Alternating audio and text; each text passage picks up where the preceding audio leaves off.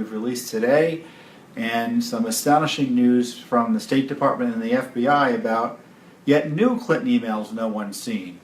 Let's go to the court hearing this morning first, where we learned that the State Department has at least 14,900 Clinton emails that Mrs. Clinton either sent or received that she did not turn over to the State Department, yet were recovered by the FBI.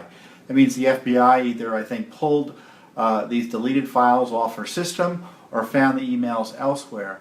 But these are emails obviously Mrs. Clinton didn't want anyone to see, and now the State Department wanted forever and a day to turn them over. Didn't even want to begin turning any of these new emails over until October. This is despite them having received them back in July. And the judge said, well, hold on a second. You can have another month to look at them, and then you have to come back to me in September 22nd or 23rd and tell me when you're going to start producing them. And so obviously we're going to push to get as many of these emails, if not all of them, released prior to Election Day. But the judge accelerated the review schedule. I tell you, if Mrs. Clinton had her way, we'd never see these because evidently she deleted them.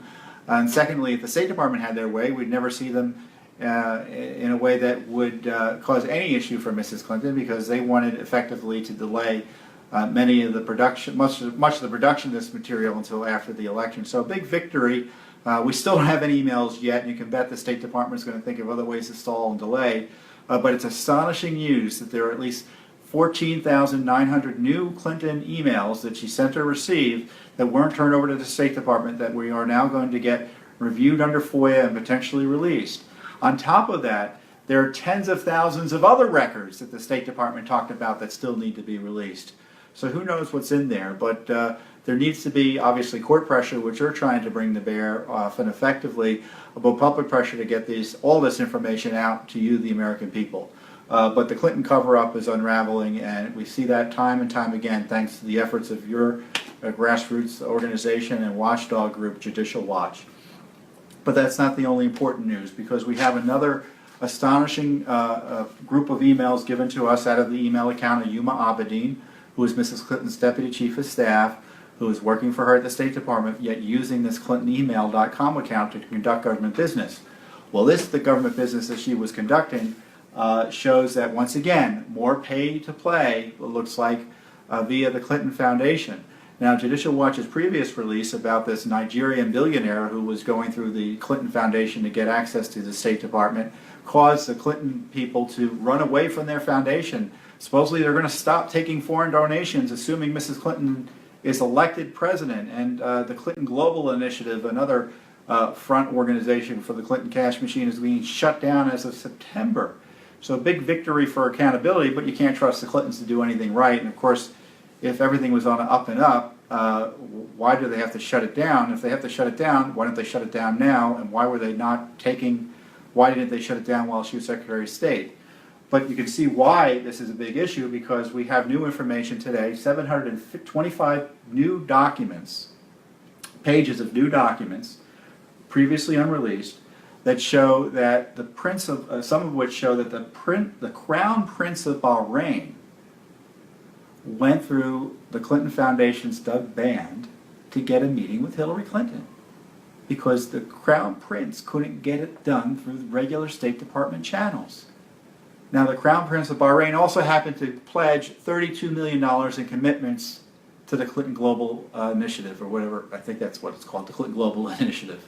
Forgive me, I get the Clinton fronts confused every once in a while. There are at least 20 new Clinton emails that she didn't turn over to the State Department in this batch as well. So you've got the Crown Prince of Bahrain, was effectively a foreign head of state, going through the Clinton Foundation because he couldn't go through normal State Department channels to get the meeting. Also, there's an email showing that that Doug Band, the Clinton Foundation executive, went to Yuma Abedin to try to get a visa for members of the Wolverhampton UK Football Club, which evidently is owned by or affiliated with a Hollywood sports entertainment executive and president of the Wasserman Foundation, Casey Foundation. He donated that foundation, looks like, between $5 and $10 million to the Clinton Foundation. Well, one of the members of this football club that this Clinton donor was involved in couldn't get a visa because he was a criminal. Even they couldn't even get Sherrod Brown, who's a Democratic senator or Senator Boxer, to help. So who do they call? Yuma Abedin. And Abedin says at one point, I'm a little nervous about getting involved. I got this now, it makes me nervous to get involved, but I'll ask. So even Yuma Abedin knew something was not right doing this. And Doug Mann said, well, then don't ask. But of course the damage had been done, and evidently something was done, or at least there was special consideration given in exchange for this Clinton donor to the Clinton Foundation. And of course there are a bunch of other emails like this from the Wasserman Foundation. The head of Slim Fast, it looks like, another big donor to the Clinton Foundation, got a meeting with Hillary. As a give $5–10 million, you get a meeting with Hillary. This is just unbelievable. Then you have two Clinton supporters, Kevin O'Keefe and Kevin Conlon, who wanted to get a meeting at the State Department, and they gave several $100,000. It looks like between at least over $100,000 to the Clinton campaign or the Clinton Foundation, and other donors are getting special access as well. So here we have the Crown Prince of Bahrain gives $32 million to the Clinton Foundation. He gets a meeting with Hillary Clinton, and as I told someone on a reporter today, it looks like the State Department outsources foreign policy in some respects to the Clinton Foundation, which is obviously inappropriate and arguably illegal. Now remember, Mrs. Clinton promised that she would stay out of Clinton Foundation business, yet her top staff is involved in getting meetings with Clinton Foundation donors, even calling for visas, it looks like. And then secondly, Miss Abedin and Cheryl Mills, her chief of staff, were supposed to stay out of Clinton Foundation business absent a waiver under the Obama administration's ethics rules, which are separate. And again, that was violated. Now I know there's been talk about whether there is or isn't a criminal investigation into the Clinton Foundation, but this is more information that shows there needs to be an investigation. So again, the big news today, thanks to Judicial Watch, we now know, and we're probably going to get a good bulk of them, there are at least 15,000 or so new Clinton email records that are being reviewed by the State Department and could be subject to release prior to Election Day. And then secondly, we have these new Clinton Foundation emails coming out of her server and her system from Yuma Abedin that show this foreign potentate, the Crown Prince of Bahrain, getting a meeting with Hillary Clinton after going through the foundation.